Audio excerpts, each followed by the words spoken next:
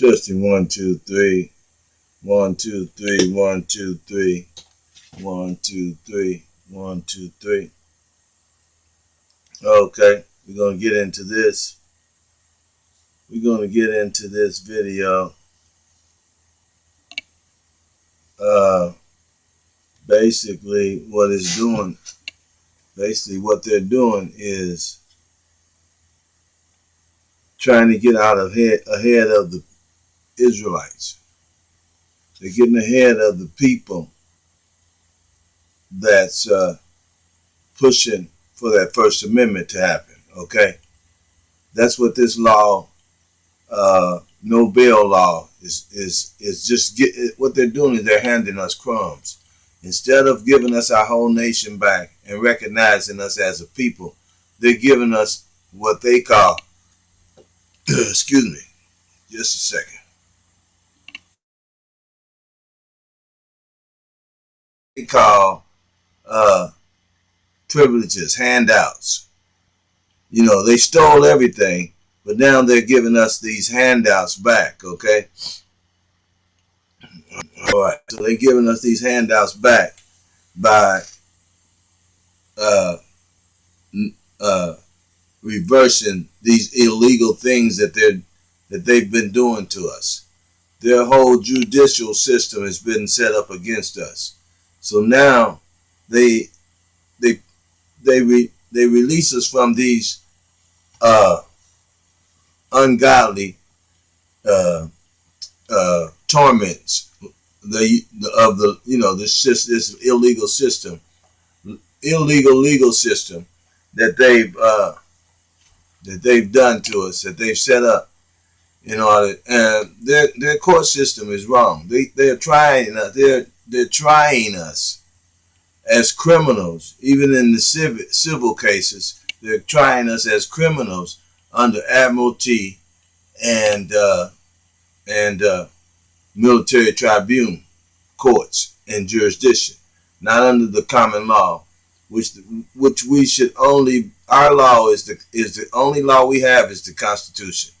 That's the only law that we have to keep one to another, and godly, and our godly moral laws one to another. Okay, if you didn't harm anybody, damage anybody's property, then they can't step in. They're only watching over their nation. They're only supposed to be watching over their nation to make sure that their people and themselves don't do anything to violate our constitutional rights of indigenous people, and the Peace and Friendship Treaty 1776, 1782 to 89, I think. 79, 82, something like that. In between those dates is when we were known as Morocco. And we signed a peace, and we signed a treaty with them. They signed with us that they wouldn't violate our rights as humans on this land. I don't care what their new constitution and their state constitution say.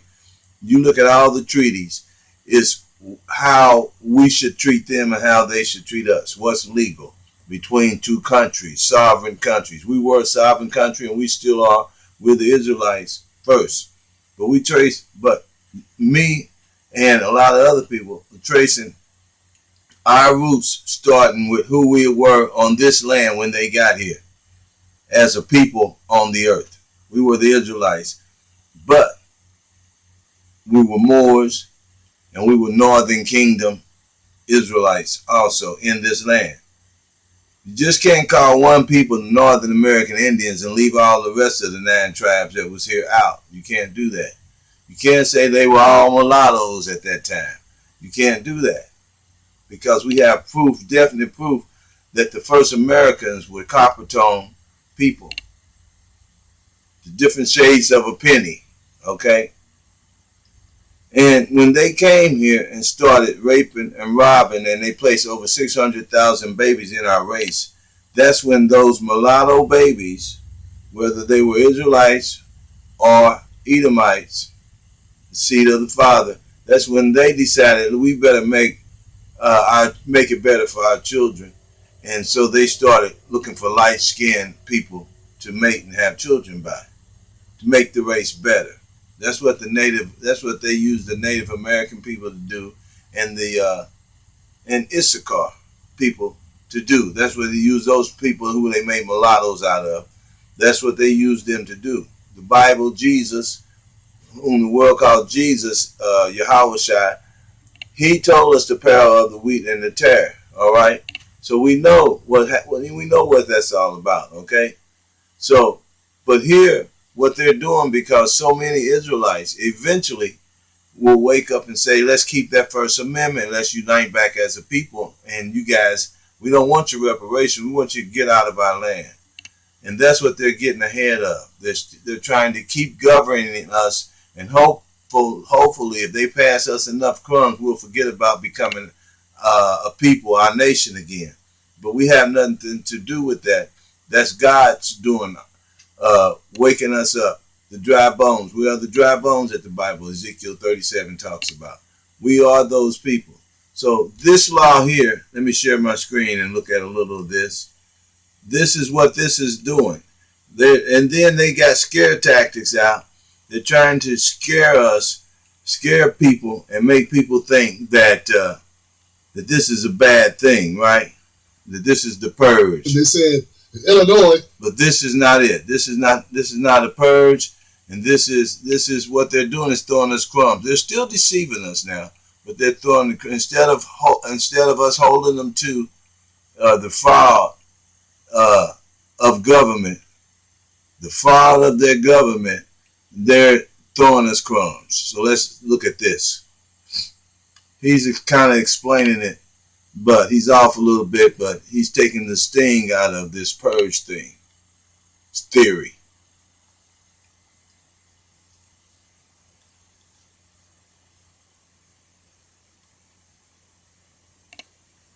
What did I do here? Okay. I did something. Let's see. Yeah. Oh, I'm Tim Black. You have found my YouTube channel. Yeah. What I want you to do now is to subscribe to this channel. Yeah, I wasn't looking for you, Tim. Against him in Georgia. That's right. We don't play favorites. I've also covered other cultural news, such as D.L. Hughley being attacked by Monique. In Illinois, Dave Chappelle being attacked by doing comedy. And BLM of Black Lives Matter.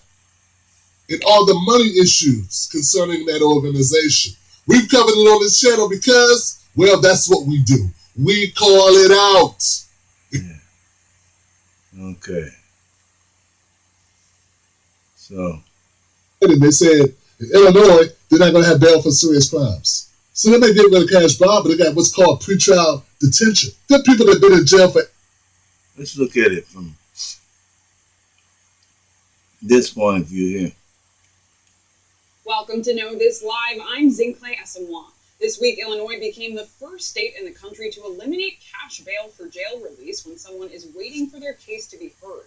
The practice has been called a poor people's tax by critics and has left some people who are unable to afford bail detained for weeks as they await trial. The practice. Okay, so you see how right now you can see how that's going to benefit all of the black people.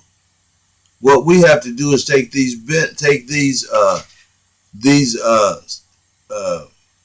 crumbs that they're throwing at us, take them and use them as nuggets, as gold nuggets. Okay, so this is really a benefit to our nation, because what they're doing, they're stopping the criminalization of being black when it comes to because a lot of, I'll tell you how it helps. A lot of our people are being charged with false crimes, right? And then when they get you in jail, they make you plead. They get you to take a plea saying that it's hopeless for you to try to win against a crooked system. You better take this plea.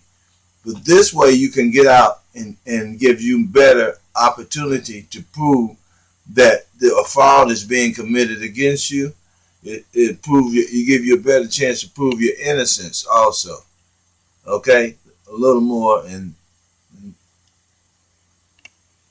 this also disproportionately affects people of color. Joining me today is Illinois Justice Project Director Sharon Mitchell Jr. Sharon works on criminal justice reform and has advocated for bringing an end to cash bail. Thank you so much for joining me. Thank you so much for having me today. Of course, and I want to jump in first. Can you just explain for us? You see, they made us think that this is Esau's doing, but we have God is using these people, these Israelites, to fight against the injustice of an illegal jurisdictional legal system. Okay, so we got people fighting, not even knowing that they're Israelites, and maybe they do, but they're not using that title, but they're fighting, they're resisting the devil by fighting these laws. This is resisting the devil also, okay? For us, sort of in plain terms, what this bill that Governor J.B. Pritzker signed does in practice. Yeah, let me try to do it in plain terms. Sometimes it's tough for us lawyers to do it, but I will give my best try. When a person goes before a judge, when a person's arrested, they go before a judge, and the judge needs to make a decision about what will happen.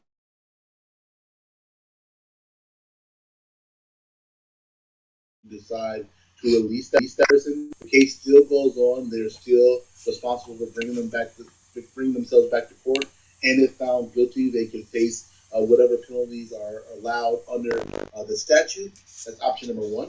Option number two, a judge can hold someone, basically saying that the person will be detained until the outcome of the case. And option number three is a cash bond, which is kind of a mesh of the two. It's basically saying that the person is eligible for release, but that person will not be released until they're able to pay a certain money amount. So what the bill does is that it does kind of three things. It ends that first practice, that third practice. It ends the use of cash bond. Money will no longer be the main determining factor in whether somebody will be in or out of jail. But see, if we can stop these cash transactions, we can stop this money from transaction being the purpose for them bringing us to court. Then we can stop a lot of these false charges. We can stop a lot of this policing that they're doing. You know, waiting on the side of the road for you to pass by and then jumping out on you. That's the main thing that the Peace and Friendship Treaty warrants against, them being able to stop us in any vehicle for traveling. They can't tax the road anymore. That's what we're pushing toward. If they can't tax the road, they can police you and claim the roads and claim to make the rules for the roads. Then we can bring them back to being a government of consent and not a government of monarchy government that goes around making rules and using people as citizens and subjects. Okay, so that's what we're trying to do. That's resisting the devil. That's not freeing yourself from captivity. We have no nuclear bombs. We still need passports and stuff to travel. So what we're doing is releasing the pressure off our necks as much as we can by resisting the devil in every area that he needs to be resisted in. Okay, resist the devil; he'll flee from you. Okay, that's what we're doing. Also reforms the decision-making process so that courts can more clearly make decisions about who should be in and who should be out. It also addresses some data collection so that we know in our 102 counties what's going on when it comes to pretrial, and address some of the issues around pretrial policy, including electronic monitoring, pretrial. See, now eventually we'll lead from here to challenging their jurisdiction. If I can get enough videos out and people to support and get enough information out into society, that what we need to do is practice that First Amendment. We need to go back. We got all the proof to prove who we are. I don't care what Obama says. We don't have enough pictures from relatives to prove they had us in slavery. Well, explain how we got here then. If you didn't have our relatives in slavery, explain how we got here. We can explain that. We know how we got here. And we know you didn't have 250,000 of us in slavery at the turn of the slavery. When at the turn of slavery, when Abraham Lincoln was supposed to have freed all the dark-skinned people, and we know that's not true. because we had 250,000 family farms at that time when they were supposed to be freeing us from slavery. We had the Freeman's Bank, the Freeman's Bureau. We had over $20 million in that bank. Frederick Douglass was around then, okay? So we were in government when we were supposed to be slaves, right? Trust me, we went into slavery. We're in slavery now. But it didn't happen at the time when my Israelite brothers and most of these politicians and the queen, the dead queen, it didn't happen when they all tried to say it happened, okay? They didn't bring us over here, and these Indians and Mexicans were not the first people here, okay? I got proof of all the families, and they're still here, and they're dark skinned, brown skinned, light skinned, and some mulattoes. But we don't know the mulattoes. We don't know the Israelite mulattoes. Jesus said we wouldn't know them. They'll look just alike. We couldn't tell them apart. Mulattoes are the only people we can't tell apart.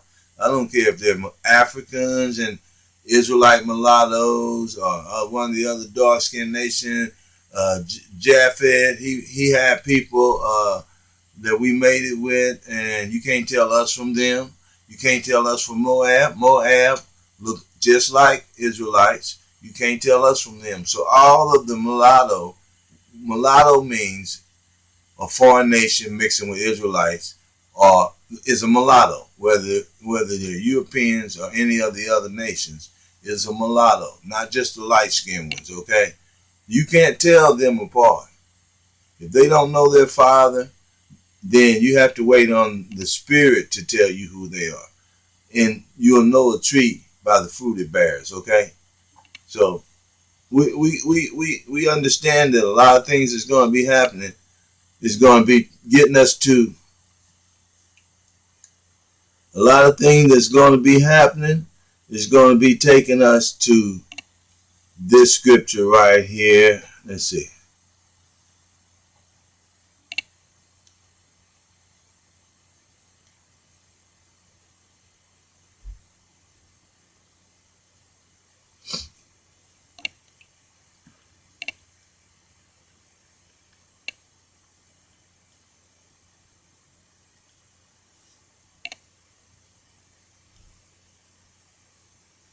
Okay, we're going to go here and this will be it.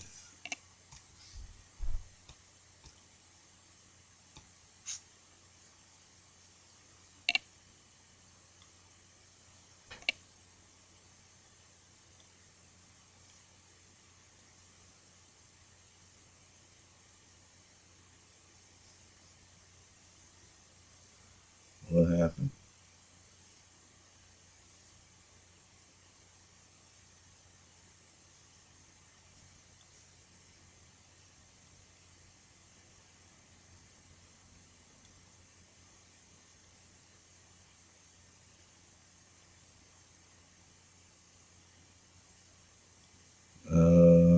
I don't know what's happening here.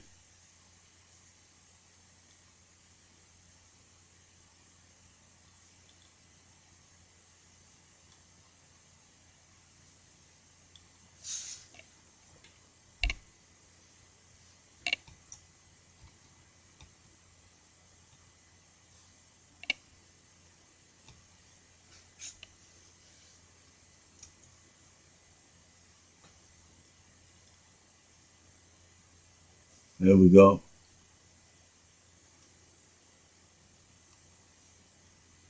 Romans 9 and 26. Okay. And it shall come to pass that in the place where it was said unto them, ye are not my people, there shall they be called the children of the living God. So that's what we're trying to get to when we say let's resist these people. We know we got to go there. So now, why aren't we moving towards that? And not only that, as we move toward resisting this devil, it will free the pressure. It will free the pressure off of our necks, which will also help the 1/3 that is still asleep. It will help them to wake up once they realize who we really are. And not only did God place us on the earth, separate us, and tell the rest of the world who we are, but even He set the law that to where they couldn't rule over us. He set that standard to where, and He set it in the law where they were never supposed to rule over us, and we were never supposed to be subject to them. Okay? We know it happened because we went into sin. But now, as we wake up, the right order is that we come out from among them and we keep none of their customs or their laws. We have our own laws. Okay? So that's what we're trying to get to, this, where we get back to keeping our own laws and not keep their laws and not be subject to their systematic racist government. If you'll fight them for over one unrighteous law, then you have to fight for them all. They should not be our government. We do not consent to them ruling over us, and none of their enchantments with the law. We don't consent to none of that. Okay? We know what's right and wrong. Matter of fact, they praise us because we do know right from wrong. And they don't. They know they are not human in that sense, okay? So that's where we are. If I'm wrong, you prove it to me. All right.